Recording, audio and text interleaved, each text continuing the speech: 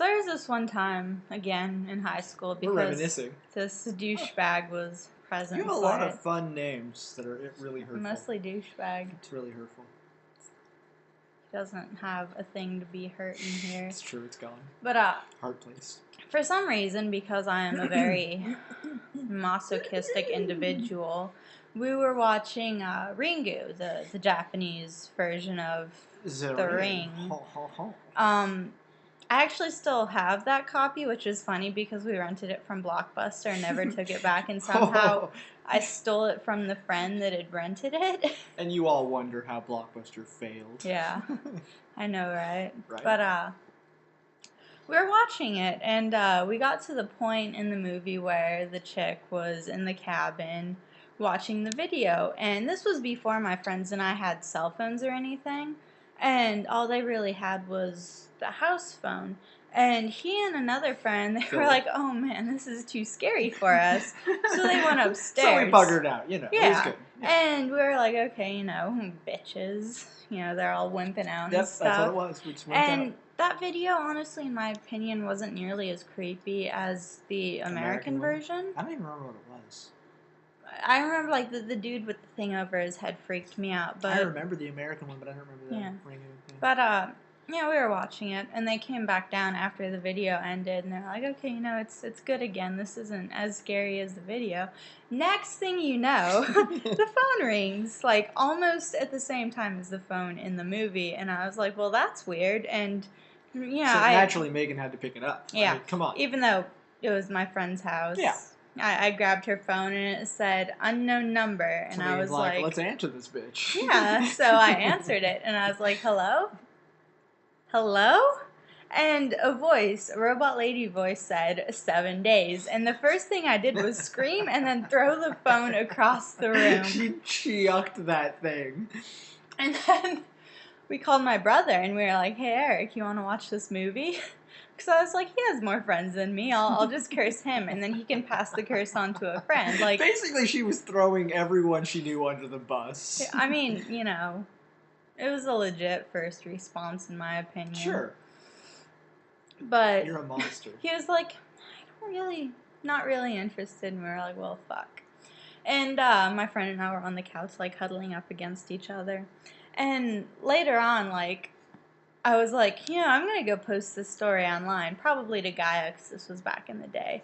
And I went upstairs, and in their infinite wisdom, these assholes didn't close the tab of the automated phone call website that they had gone to with a test phone call for, like, to demonstrate the service and whether or not you wanted to use it on a wide scale. And it had my friend's house number and then the word 7 days. And we were like, seriously? And I think we chased you and Philip around the house. That sounds like something you guys would do. I remember beating you with the door. Like, you fell down. You fell down in the door to Eric's room. And I was hitting you with it. Sounds like something you would do. You remember the time we broke that door?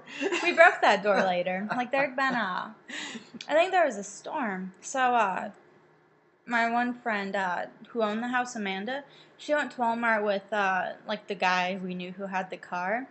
Her and Tyler? Yeah, to get, emergency candles. And they left us alone, which was stupid. Bad idea. But, I don't know what prompted it. We were running around the house for some reason, and then I was gonna run into that room, but the door was just completely shut. So I smacked into the door, just bam, completely cartoon. I thought you was trying to open it. And Megan just kept running. Apparently, she didn't notice me stopping at all. So she bams into me, and the door just flops over with both of us on it. Like, the door frame was completely cracked, and we were like, oh, we have to fix it before she gets back. So we went down in the garage and found wood glue, and we, tried to push it back into place, and we glued it, and there was a bit of, you could see the cracks. Like, it was really obvious if you looked tried to fix it. That it had been cracked. But we just completely ignored the problem after we, used wood glue and everything. We figured that was good. And the door never closed quite the same, and we found out later on that they knew all along we had broken it. We are not sly. No. That was one of the 2 Scooby-Doo moments. of our time at that house. I don't even remember what prompted the second one, but we were in an alley. We were running in the dark in an alley. And somebody said something, and he and I, like, we tried running in opposite directions, and we just collided and fell over. It was pretty good. It was amazing. It was painful, but it was funny. Yeah, it was good. Which was pretty much everything that's that my entire adolescence, really. Painfully funny. There's the time his brother-in-law was chasing me with a baby, and we were going around. It was the sodomy room, wasn't it? That's what we named the kitchen, the sodomy room. And we were running around. Well, I was running around in there because I was being chased by a baby.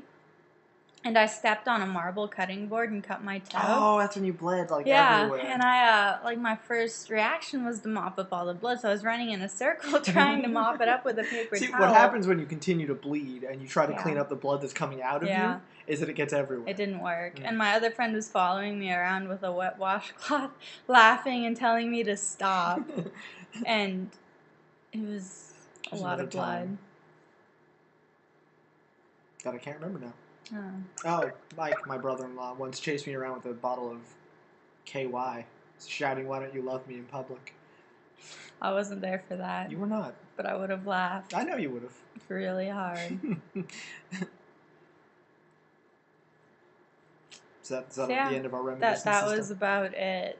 That one moment with Ringu was one of the most terrifying moments in my teenage years.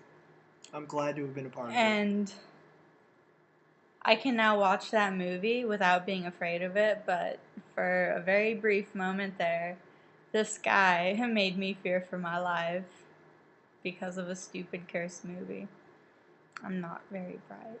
I'm not a bright man. Yeah, that's it for now. Meep.